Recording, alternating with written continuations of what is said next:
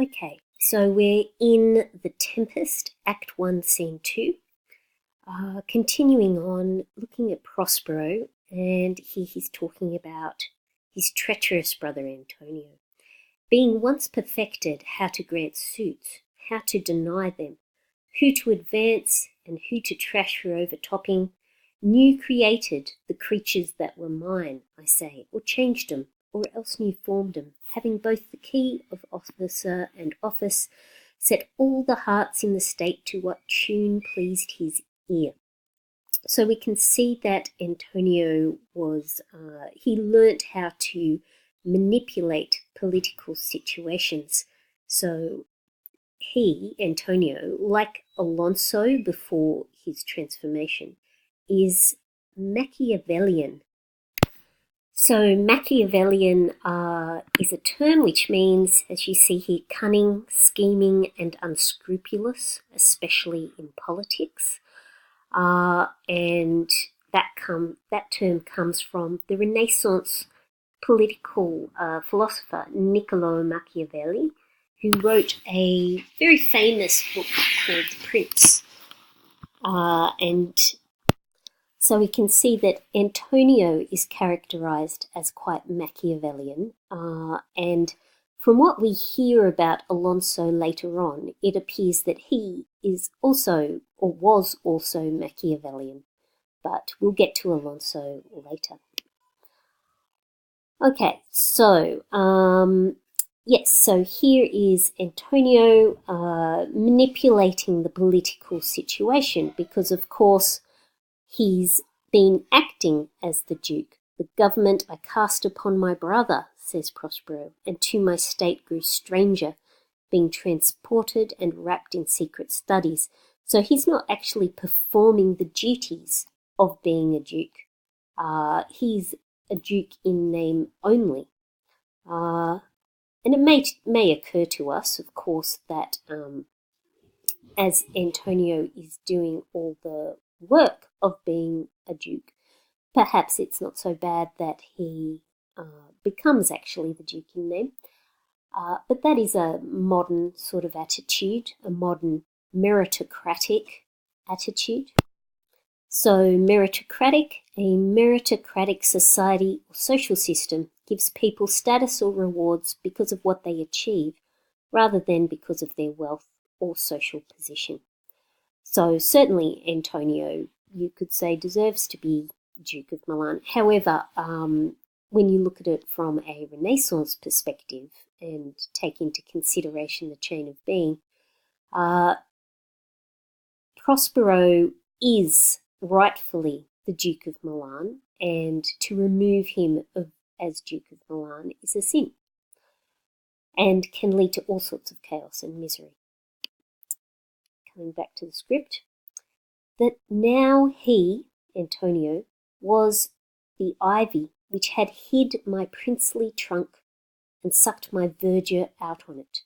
So highlight that quotation.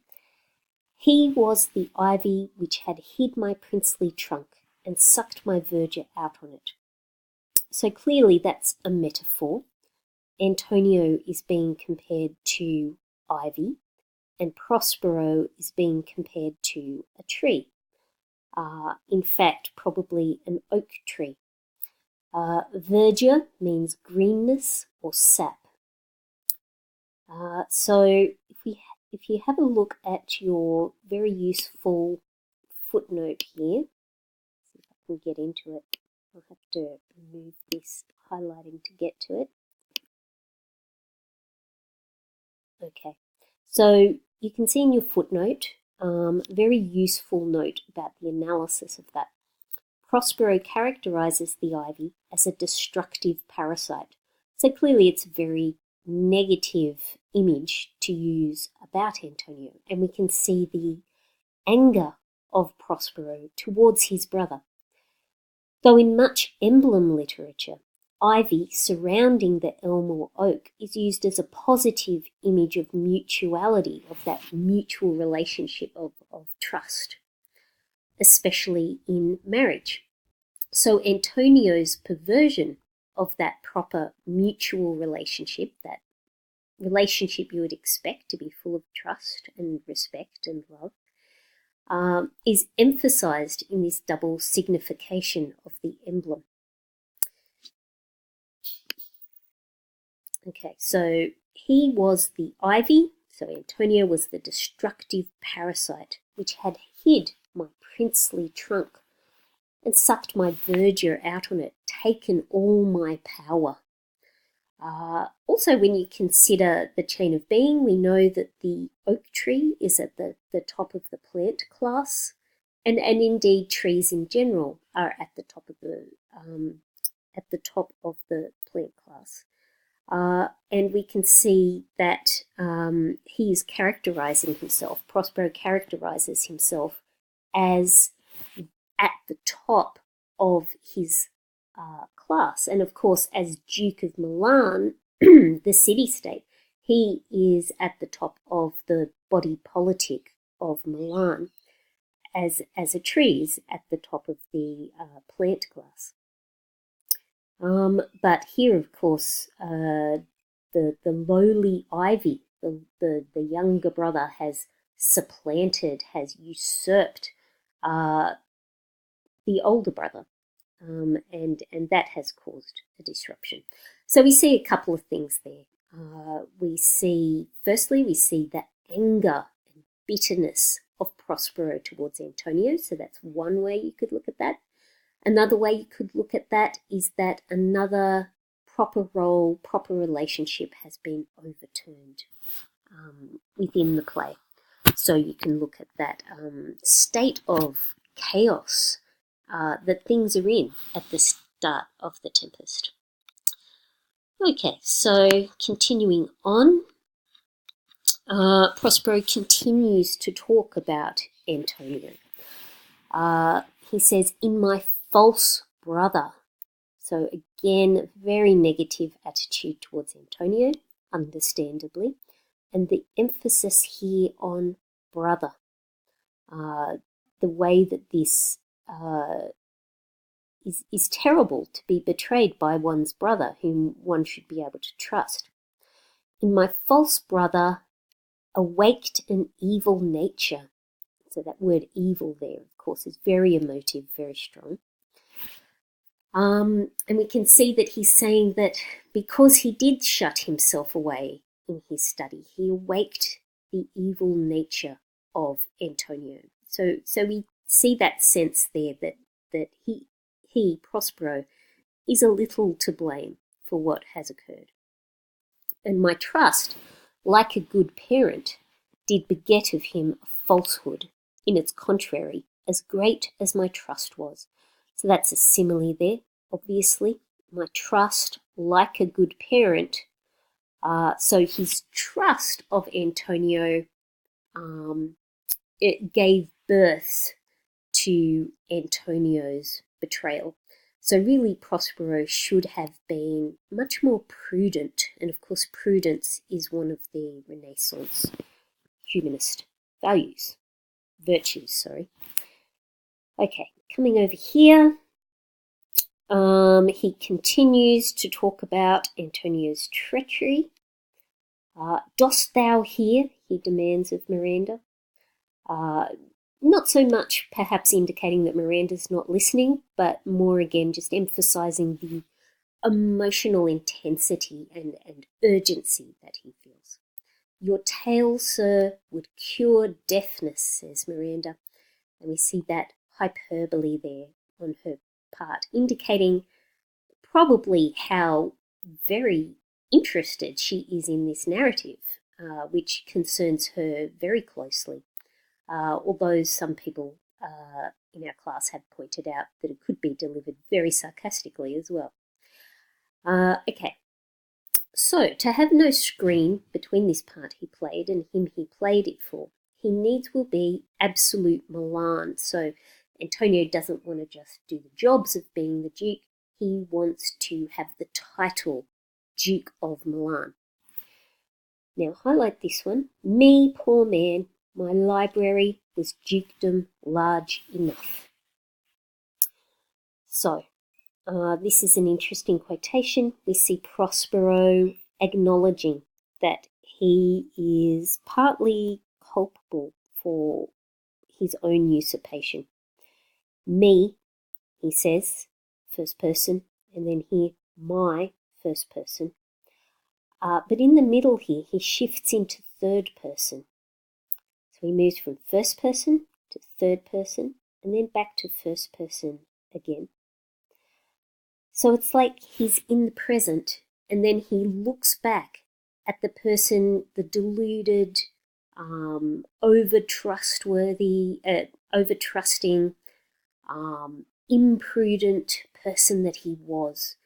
And that third person creates that sense of distance, and we can see that he's different now on the island. He thinks differently now. Me, poor man, and he has that pitying diction. My library was dukedom large enough, and we can see there that's a metaphor. My library was dukedom large enough. My studies were just as important to me, more important than my dukedom. So we see that he had an imbalance between contemplation and action, and this imbalance in virtues led to his usurpation by Antonio. Okay, so Antonio confederates with the King of Naples, so that's Alonso, to give him tribute and do him homage, and hence Alonso lends him the money and troops to usurp his brother. Again, Prospero emphasizes, goodness me, can you imagine this is a brother who has done this? Coming down here, now the condition. The King of Naples being an enemy to me inveterate. So this King of Naples, he says, being an enemy to me inveterate. So of course, at the end of the play, they reconcile. So this shows the before situation between them. They are enemies. Okay, and he is usurped, and they are set out to sea in a not very seaworthy boat. There they hoist us to cry to the sea that roared to us, to sigh to the winds, whose pity sighing back again did us but loving wrong. So we see that there's a bit of a storm going on here too as well. And of course we know that disorder kind of mirrors the disorder in the body politic as per Act 1, Scene 1. Okay, Gonzalo luckily gave them some supplies, including, of course, Prospero's books, very important. And Prospero, they've been on the island, and Prospero has been tutoring Miranda. Here have I, thy schoolmaster, made thee more profit than other princes can, that have more time for vainer hours and tutors not so careful. So Miranda has received an education at the same level as a Renaissance prince, which is a much better education than even a high-born woman would normally have had at that time. And Prospero says, Miranda says, well, why did you raise the storm? And Prospero says, no, thus far forth. By accident most strange, bountiful fortune, now my dear lady, hath mine enemies brought to this shore. So we have the goddess of fortune, and we have the idea of the turning of fortune, the turning of fortune's wheel. They were unlucky, now they are becoming lucky, because Alonso and Antonio and company were sailing by the island within reach of Prospero's magic, and now he hath mine enemies brought to this shore, and we see the establishment of that revenge plot. And that's pretty much what we covered.